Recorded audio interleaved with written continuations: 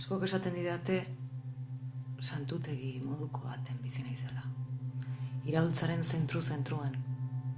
Isilpeko iraultzaren zentruan. Hemen emakume batek bere etxean eskola klandestinoa irekizun diktadurapean. Euskal eskola klandestinoa, 30 urtez. Egunero umeak hona etortzen zian.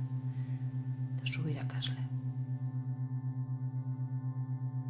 Nortzea, Elbira Zipitri Iraztorza.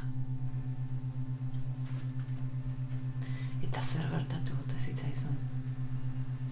Zure bizitza guztian zehar ekinean egon ondoren, hemen izkutatu zinen.